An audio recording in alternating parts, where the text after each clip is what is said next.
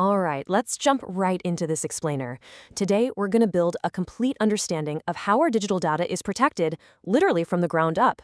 We hear about hackers, massive data breaches, and encrypted files pretty much every single day in the news, right? But today, we're actually going to break down the real architecture of cybersecurity. We'll look at the exact concepts and tools used to secure our digital world. It's like building a digital fortress. So, here's our roadmap for this explainer. First, core principles of security. 2, classifying cyber attacks. 3, firewalls, the network gatekeepers. 4, cryptography and secret writing. And finally, 5, managing security incidents. But before we start putting up the walls of our fortress, we need to ask ourselves a really fundamental question. What does it actually mean to be secure? It sounds super simple, doesn't it? But having a rock-solid definition is exactly where the architects of cybersecurity have to start. Section 1, core principles of security. All right, so here we define our overarching goal. Basically, security is just the state of being free from danger. That's a massive undertaking on its own. But the cyber part? That specifically refers to protecting the technology itself, our systems, networks, programs, and all the data living inside them. And why does this matter? Well, cybersecurity is absolutely crucial because it protects our most sensitive information, defends against constantly evolving threats, and ensures that our critical infrastructure actually stays up and running. Now, true security isn't just a single magic bullet. It's a system of layers. A truly successful organization needs physical security, personnel security, operational security, and network security, all working together perfectly. But take a look at the defense steps here. Notice how heavily they rely on user education? There's a big reason for that. Human error is actually the leading cause of data breaches. Yeah, you can have the best network security in the entire world, but you still have to equip your staff with the knowledge to spot threats. We also have to test that network security constantly, doing things like penetration tests just to find the vulnerabilities before the bad guys do. Okay, so what's really interesting here is the CIA triad. This is the absolute gold standard objective for all data protection. Pretty much the entire security community uses this triangle of related principles. It stands for confidentiality, integrity, and availability. Confidentiality ensures our privacy. Integrity guarantees the data hasn't been secretly altered, and availability ensures that authorized users can actually get to their data when they need it. It's the ultimate balancing act. Moving on to Section 2, classifying cyber attacks. Cyber attack. It's a term thrown around every single day. But let's actually define what makes an event a genuine attack in the eyes of a security professional. So here's the crucial point. A true cyber attack requires 3 specific elements coming together perfectly. You need a motive, a method, and a vulnerability to exploit. Basically, it's an information security threat where an unauthorized person attempts to obtain, alter, destroy, remove, implant, or reveal information. Think about it. If an attacker has the motive and the method, but there's literally zero vulnerability in your system, well, the attack fails. They need all 3. Let's look at this comparison. There are 2 primary categories of attacks we need to worry about. First, you've got a passive attack. This is where the opponent just secretly monitors, observes, and copies the data. They aren't altering the information at all. Their main motive is just intruding and spying. But then you have an active attack. This is where they actually disrupt or alter the communication. They might completely modify the data stream or create fake statements to bypass secured systems. A real game changer in terms of damage. And attackers don't just strike remotely over the internet either. They might use a close-in attack. That's exactly what it sounds like. They get in close physical proximity to the target to gather information through social engineering, maybe by shoulder surfing or just eavesdropping. Then you've got insider attacks, which are terrifying. That's where someone who already has privileged, trusted access violates the rules. Maybe they plant a keylogger or steal physical devices. And finally, distribution attacks. These happen when hardware or software is tampered with at its source or while it's in transit, way before you even install the thing on your network. Whenever we send data, it has to travel through what's called an information channel.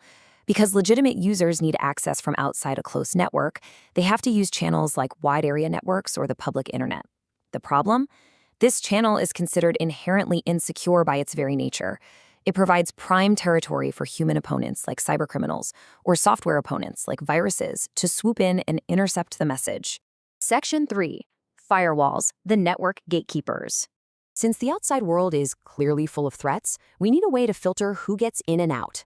This setup perfectly captures a firewall, acting as the literal gatekeeper between your vulnerable private network and the vast, dangerous Wild West of the internet. It's a security system, and it can be either hardware or software that sits right there in the middle, operating as a strict barrier. But here's the thing, the firewall doesn't just block everything blindly. That wouldn't be very useful for us, right? Instead, it follows a strict, predetermined set of security rules, policies, and configurations. It's constantly monitoring both incoming and outgoing traffic to determine exactly what is safe to pass through. This effectively provides a crucial first line of defense against malware trying to sneak in or unauthorized access attempts. That brings us to Section 4, Cryptography and Secret Writing. So, what happens when data absolutely has to leave the fortress? How do we make sure attackers can't read it? Well, we have two really fascinating ancient techniques here, both with Greek origins. Cryptography actually translates to secret writing. It's the process of hiding or coding information so that only the intended person can read it. Basically, it scrambles the message. But then there's steganography, which means covered writing.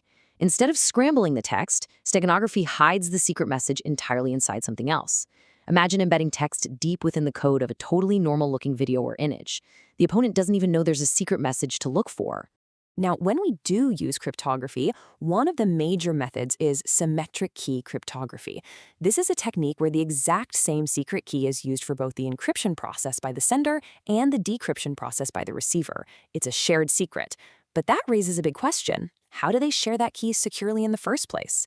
Often, they have to rely on a trusted third party, a service that both the sender and recipient trust implicitly to securely distribute this vital key through pre-established safe channels. Now, what's really interesting here is comparing that traditional encryption to a hash function. With regular encryption, plain text is locked into encrypted text with a key, and then unlocked back into plain text. It is completely reversible. A hashing algorithm, however, it takes plain text, runs it through a complex mathematical hash function, and spits out a scrambled hashed text that cannot be reversed. It's a one-way street. Yeah, hash functions are totally different from symmetric encryption because they use absolutely no keys, 0. They calculate a fixed-length digest from the plain text, making it mathematically impossible to ever recover the original contents. This makes hash functions incredibly useful for things like storing computer passwords in an operating system. Think about it. Because it's a one-way street, even if an attacker breaks into the system and steals the hash, they literally cannot reverse engineer it to figure out your actual password. Which brings us to our final section, Section 5, Managing Security Incidents. Even with firewalls and secret writing, no fortress is truly impenetrable. When the walls are breached, this is your digital fire department stepping in. A security incident is basically any event indicating that an organization's systems have been compromised or that protective measures have failed. Incident management, then, is the defined set of processes used to handle these exact emergencies and restore normal operations as quickly as humanly possible. Incident management isn't just running around in a panic. It's a highly structured 5-step process. First, you identify that an incident has actually occurred. Second, you analyze what happened and how they got in. Third, you prioritize the issue based on the severity of the threat. Fourth, you resolve the incident, put out the fire. And finally, step 5, which is perhaps the absolute most important, you put measures in place to prevent the future recurrence of that specific incident. You patch that hole in the fortress wall so it can never be breached in that exact same way again. So we've covered the complex architecture of cybersecurity in this explainer today, from the CIA triad and types of attacks to firewalls, encryption keys, and incident management. But remember what we learned way back at the beginning. Human error is the leading cause of data breaches. So if a fortress is only as strong as its weakest link, I want to leave you with this thought to consider. Where is the weakest link in your own digital habits? Are you reusing passwords? Clicking on suspicious links? Because the strongest digital fortress in the world won't hold if someone just decides to open the front gate. Thanks for joining me on this explainer, and I'll catch you next time.